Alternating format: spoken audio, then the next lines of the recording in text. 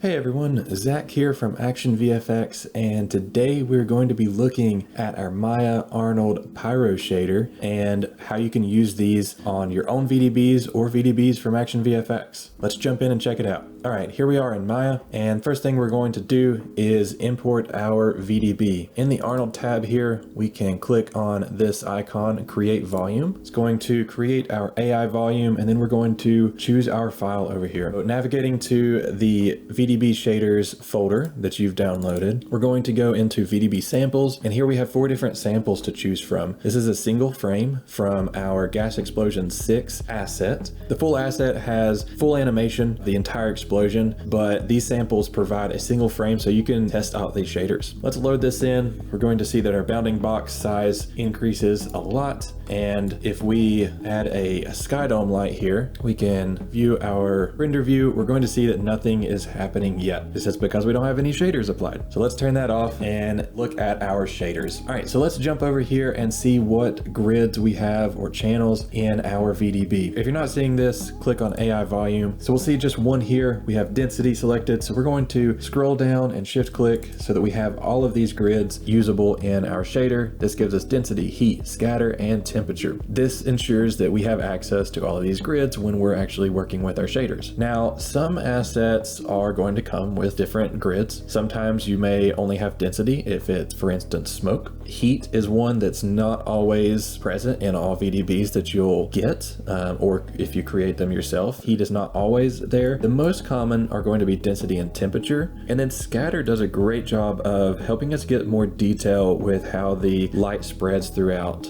the element. In this case, we have all 4 of these grids to work with. For the shader that we're going to be using, we're only going to be using scatter, temperature, and density. Let's go ahead and jump over here into Hypershade, and I'll show you how we have different shaders set up for different options of what you have available. So if we go up into Hypershade, then we're going to import our shader. File, import. If it doesn't open here, you're going to go to the folder that you've downloaded from ActionVFX, and it's going to be free Maya Arnold VDB shaders. Go inside there, go to the shaders section, and here you will have all 4 shaders. Let's look at the names here real quick. So this is what I was talking about with using the shader depending on what you have access to for your specific VDB. The different grids are listed here as to what is used in the shader. I created these different options because not everything has, like I said, a scatter grid available. There are options for density and temperature, and then there's 2 options for density, scatter, and temperature. Both of them have some different settings on the values that we're going to adjust, and that just gives a couple of different starting points. The values in VDBs can vary greatly depending on how the original sim was created. So having a couple different options will both give you a couple different starting points, but also one of them may work better for a specific asset that you have. For this tutorial, we are going to use the density, scatter, temperature number 1, and quick thing here that's just going to simplify a couple things for us. We're going to say turn off use namespace, and resolve, we're going to set that to clashing nodes. This will just shorten the name of some of the shaders in Hypershade and just make it a little bit easier for us to see what each thing is named. All right, let's import this guy, and we'll see it show up right here. We're going to load this in, and here we have our shader. Some of these, you'll see that they have all caps on the name of the node. These are nodes that are meant for you to adjust settings. And you'll see there's a fire control, fire color control, density control, smoke color control, temperature multiplier control, and then this one says density adjust gains. This is saying the gain on this node is what you're going to typically adjust to adjust the look of your final shader. I'm going to minimize this, and we're going to apply it to our VDB here. So we're going to select our volume, right click and hold, and then we're going to say assign existing material, and here's our shader that we imported. And if I turn on our viewport rendering, we're going to go ahead and see that that shader is applied, and we're actually getting some really nice results right now. This shader was built off of this asset, so it's going to look great for this collection of gas explosions right out of the box, but don't expect it to look this perfect for different assets right out of the gate. Let's look at how we're going to now adjust things to get different looks. we'll open our Hypershade window again. We have all of our shader controls here. So let's go through first our main volume node here. This is going to contain all of the main settings, and this would be what would show up by default if you were to do a new AI volume shader. You would just get this node. You can see we have density, which is tied in. Our density channel is density. If we click on our volume again, then we'll see over here, there's the density grid. We have that imported. If we scroll down a little bit, we have our emission here, and our mode is set to black body, scaling none, and then weight is being also driven by an external set of nodes. And this is actually going to be how we gain some extra detail. So if we follow the emission back, we're actually going to see that we've got multiple nodes flowing into this. And what we're doing here is we're actually taking the scatter and the density, we're multiplying those together, clamping them to make sure we don't get values that are too high, which can cause noise in the fire. And then we're going into the emission with that. So it's actually going to basically work to add more detail to our fire. If I unplug this, and then I'll have to turn that emission up. All right, so if we go up to 1, we've got really blown out. Let's try 0.5. We're gonna have to go really far down, maybe 0.1. Yeah, you start to see how it really just becomes this blob of fire. It's losing that nice detail. We've got a little bit of the edges showing on our different plumes of fire and smoke, but we really don't have much detail in this. So having this extra set of nodes coming in, which we're going to have to pull from one color channel into the emission, we see how we get a lot more nice fire detail, and this is going to give us a much more realistic final look. All right, going on down, we have temperature. You can see we have a node driving the temperature, which that is our temperature multiplier here. If we adjust that, the fire is going to get hotter. So if we go to 2, we're going to get a lot more fire in there. It's going to illuminate a lot more of the smoke and fill out that explosion. So if you want a much brighter, hotter explosion, you can simply adjust that.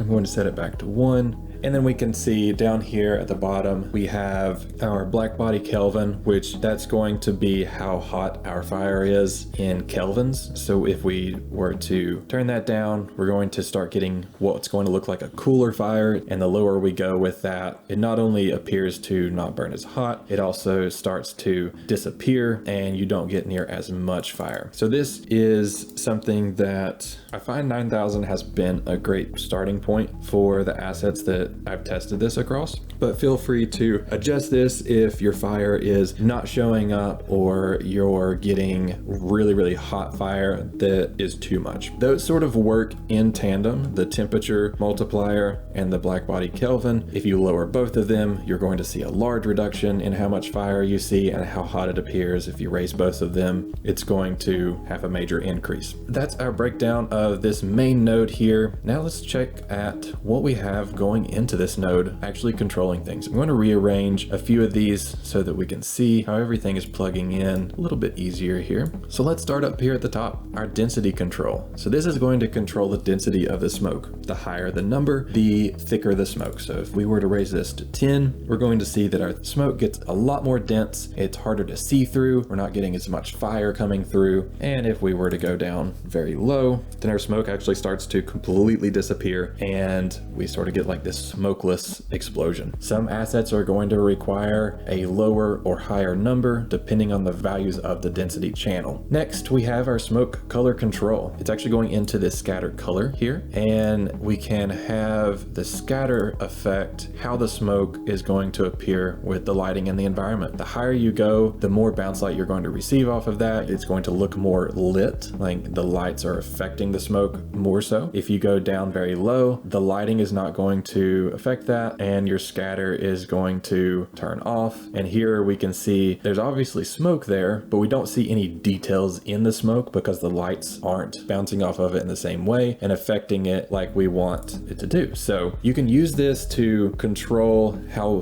bright or dark the smoke is, but you can also go in here. If you click on the color, you can actually select any color and it will tint all the smoke. So here we can tint it green. The lights, since the slider is up at the very top and it's a bright color. You can see the nice detail in the smoke. We actually get the shadowing plus the light bouncing off of it. If we were to drag this on down, we still have a slight green tint, but we don't see that same lighting with the self-shadowing and all that nice detail on it. And then the hue of it is going to drive the color. All right, let's reset this to a nice gray and move on to our next control. So I'm going to go on down to the fire color control. This is specifically going to be a color control on top of the black body color that is being applied. So if you remember back in our main shader, the emission mode is set to black body. That's going to naturally do some coloring. So if we unplug our emission color, so our emission here, and we're going to set it to white, and we're going to see that original black body coloring. It looks a little muted and washed out, which is why I added this additional fire color control. So let's plug it back in to our emission color. We're going to see how we get some nice, vibrant, natural fire colors. And if you adjust this, you can also adjust the color and the color ramp of how the fire looks. If I were to drag this top section all the way down, we're going to get hotter looking fire. It's going to hit that bright color much sooner. Same way if I were to drag the dark up, then we're actually going to turn off the fire where it's not as hot. And we can do the same as we did with the smoke, where we actually color it differently. If you want more saturation or a different hue, maybe we want the fire to look more yellow, then we can push this over and we're going to get that represented. We can even do the same thing and go green if you want to do anything sci-fi or magic based. You can easily color the fire based on anything here in these color adjustments. I'm going to undo this and get back to our original color. And next we're going to look here at the temperature multiplier control. We've already hit on this a little bit, but again, this is going to drive how hot the fire looks. So if we do a multiplier of 5, we're going to get very high values, very blown out. And if we go down to say 0.2, we're going to basically lose all the fire. Let's go back up to maybe 1, and we start seeing all that nice fire come back. Last thing we're going to look at is what I'll call the detail section. And this is bringing the nice detail into the fire. So as this smoke billows out, that fire starts to fall off. And this happens in real explosions because you get the smoke on the outside, which is blocking that fire. And this is what's going to be cooling off first. So that is being created by this section. A lot more of this detailed fire inside of the explosion. It's not just all glowing, but we have some nice detail that looks like individual flames. So that's all coming from this section. It's very easy to adjust. You're going to go to the density adjust gain node. This gain control, if you cross a certain threshold, typically, you're going to actually lose a lot of detail. So if I go up a lot, then we get back to that original look that I showed you. So we actually lose all of that nice detail. If you find this happening, simply lower that gain until you find something that you like. As we bring it back down, there's where we cross that threshold again, and we start seeing a natural looking fire. The closer I get to that threshold, the more the fire sort of goes inside of the explosion, where it's almost like the detail is having more contrast. Just play around with this and find something that you like.